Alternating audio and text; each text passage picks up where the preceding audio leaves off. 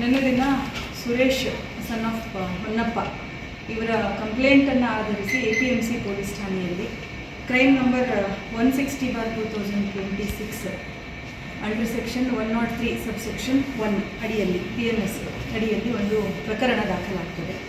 ಈ ಪ್ರಕರಣದ ಸಂಕ್ಷಿಪ್ತ ಸಾರಾಂಶ ಏನಂತಂದರೆ, ಇವರ ತಂಗಿ, ಫಿರ್ಯಾದಿದಾರರ ತಂಗಿ ಶ್ರೀಮತಿ ರಾಜೇಶ್ವರಿ, 24 ವರ್ಷ ವಯಸ್ಸು, ಇವಳನ್ನು ಹಾಗೂ ಇವಳ ಮಗು 7 ತಿಂಗಳ ಹೆಣ್ಣು ಮಗು ಅಶ್ವಿನಿ ಅಂತ, ಅವಳನ್ನು ಅವಳ ಗಂಡ ಹೊನ್ನೂರಪ್ಪ ಅಂಥೇಳಿ 28 ವರ್ಷ ವಯಸ್ಸು, ಇವನು ಕೊಲೆ ಮಾಡಿ ಅಲ್ಲಿಂದ ಪರಾರಿಯಾಗಿದ್ದಾನೆ.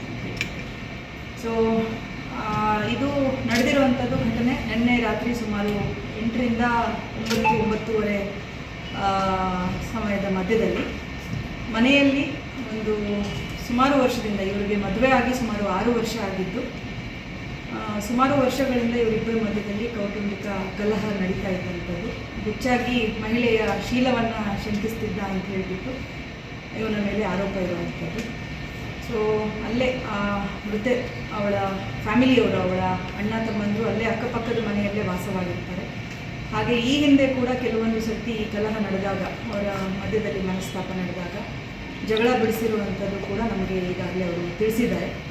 ಸೊ ನಿನ್ನೆ ಅದು ಹೆಚ್ಚಾಗಿ ಅವರಿಬ್ಬರ ಮಧ್ಯದಲ್ಲಿ ಕಲಹ ಹೆಚ್ಚಾಗಿ ಅವನು ಅದಕ್ಕಿಂತ ಮೊದಲೇ ಈ ಒಂದು ಕೃತ್ಯಕ್ಕೆ ಅಂತ ಹೇಳಿ ತೆಗೆದುಕೊಂಡಿದ್ದಂತಹ ಒಂದು ಸುತ್ತಿಗೆ ಹ್ಯಾಮರ್ ಏನಿರುತ್ತೆ ಅದನ್ನು ಬಳಸಿ ಮಹಿಳೆಗೆ ಹಾಗೂ ಮಗುವಿಗೆ ತಲೆಗೆ ಹ್ಯಾಮರಿಂದ ಹೊಡೆದು ಕೊಲೆ ಮಾಡಿರುವಂಥದ್ದು.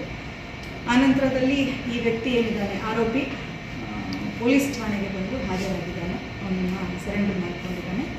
ಮುಂದಿನ ಅವನನ್ನು ವಶಕ್ಕೆ ಪಡೆದು ಅವನನ್ನು ಪರಿಶೀಲನೆ ಮಾಡಿ ಈ ಕೃತ್ಯದ ಬಗ್ಗೆ ಹೆಚ್ಚಿನ ಮಾಹಿತಿಯನ್ನು ಅವನಿಂದ ನಾವು ಪಡಿತಾ ಇರುವಂಥದ್ದು. ಕೃತ್ಯ ಸ್ಥಳದಲ್ಲಿ ಆರೋಪಿಯ ತಾಯಿ ಶ್ರೀಮತಿ ಲಕ್ಷ್ಮಿ ಕೂಡ ಇದ್ದು, ಅವಳ ಒಂದು ಪಾತ್ರ ಏನಿದೆ ಇದರಲ್ಲಿ ಅನ್ನೋದ್ರ ಬಗ್ಗೆ ಕೂಡ ನಾವು ಹೆಚ್ಚಿನ ಪರಿಶೀಲನೆಯನ್ನು ಮಾಡ್ತಾ ಇದ್ದೇವೆ. ಅವಳ ಪಾತ್ರ ಕಂಡು ಬಂದರೆ ಅವಳನ್ನು ಕೂಡ ನಾವು ಪ್ರಕರಣದಲ್ಲಿ 2ನೇ ಆರೋಪಿಯಾಗಿ ಪರಿಗಣಿಸ್ತೇವೆ. ಈಗಾಗಲೇ ವಶಕ್ಕೆ ಪಡೆದು ಇಬ್ಬರನ್ನು ಪ್ರಶ್ನೆಗೊಳಪಡಿಸ್ತಾ ಇದ್ದೇವೆ. ಇದರಲ್ಲಿ ಮುಖ್ಯವಾಗಿ ಈ ಮಗು ತನ್ನದಲ್ಲ ಅನ್ನುವಂಥ ಒಂದು ವಿಷಯ ಅವನು ಹೇಳಿ ಕೊಲೆ ಮಾಡಿರುವಂಥದ್ದು ನಮ್ಗೆ ಈಗಾಗಲೇ ಆ ವ್ಯಕ್ತಿ ಪೊಲೀಸ್ ಠಾಣೆಯಲ್ಲಿ ಏನು ಅವನ ಇಲ್ಲಿವರೆಗೆ ನಮಗೆ ತಿಳಿಸಿರುವಂಥದ್ದು. ಹೆಂಡತಿ ಶೀಲಾ ಶಂಕಿಸೋದಷ್ಟೇ ಅಲ್ಲದೆ ಮಗು ಕೂಡ ನನ್ನದಲ್ಲ ಅನ್ನುವಂಥದ್ದು ಪದೇ ಪದೇ ಅವರಿಗೆ ಹೇಳಿ ಬಡಿ ಮಾಡ್ತಾ ಇರ್ತಾನೆ ಅಂತೇಳಿ. ಸೊ ಇದೇ ಒಂದು ಕಾರಣಕ್ಕೆ ಅವನು ಈ ಕೃತ್ಯವನ್ನು ಎಸಗಿರುವಂಥದ್ದು. ಈ ಕೃತ್ಯಕ್ಕೆ ಬಳಸಿರುವಂತಹ ಏನು ವೆಪನ್ ಇದೆ ಅದನ್ನು ಅವನು ಪರ್ಚೇಸ್ ಮಾಡಿಸಿರ್ಬೋದು, ಅಥವಾ ಅದ್ರ ಬಗ್ಗೆ ಯಾವಾಗ ಅವನು ಪ್ರಿಪೇರ್ ಮಾಡಿದ್ದ ಅನ್ನುವಂಥದ್ದು ಪ್ರತಿಯೊಂದನ್ನು ನಾವು ಅವನಿಂದ ಮಾಹಿತಿಯನ್ನು ಪಡೆದು ಕೂಲಂಕುಷವಾಗಿ ಇದನ್ನು ತನಿಖೆಯಲ್ಲಿ ಅಳವಡಿಸ್ಕೊಳ್ತೇವೆ. ಆದಷ್ಟು ಬೇಗ ಇದನ್ನು ನಾವು ಚಾರ್ಜ್ ಶೀಟನ್ನು ಕೋರ್ಟಿಗೆ ಸಲ್ಲಿಸ್ತೇವೆ. ಪಾಪುಗೆ ಎಷ್ಟು ವರ್ಷ? 7 ಮಂತ್ಸ್. 7 ತಿಂಗಳು. ಮೇಡಮ್, ನೃತ್ಯ ರಾಜೇಶ್ವರಿ ಏನಿದ್ದಾರೆ ಅವಳಿಗೆ 3 ಜನ ಮಕ್ಕಳಿತ್ತು. ಮೊದಲು ಮಗು 4 ವರ್ಷ, 2ನೇ ಮಗು 2 ವರ್ಷದ್ದೇನೋ ಇದೆ, ಇದು 3ನೇ ಮಗು 7 ತಿಂಗಳು. ದುಡ್ಡಿನ ವಿಷಯ ಯಾವುದು ಇದರಲ್ಲಿ ಬಂದಿಲ್ಲ. ನಮಗೆ ಇದುವರೆಗೆ ಅಕ್ಕಪಕ್ಕದಲ್ಲಿ ನಾವು ಆ್ಯಸ್ ಆಫ್ ನಾವು ವಿಚಾರಣೆ ಮಾಡಿದಾಗ ದುಡ್ಡಿನ ವಿಷಯ ಯಾವುದೂ ಇರಲಿಲ್ಲ. ಇನ್ನು ವೃತ್ತಿಯಲ್ಲಿ ಮೇಸ್ತ್ರಿ ಕೆಲಸ ಮಾಡ್ಕೊಂಡಿರ್ತಿದ್ದ.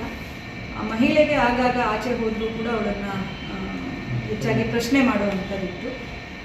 ಬೇರೆಯವ್ರ ಜೊತೆಗೆ ಸಂಪರ್ಕ ಇದೆ ಅನ್ನುವಂಥದ್ದು, ಈಗ ಪದೇ ಪದೇ ಅವಳ ಮೇಲೆ ಅಲಿಗೇಷನ್ ಮಾಡುವಂಥದ್ದು.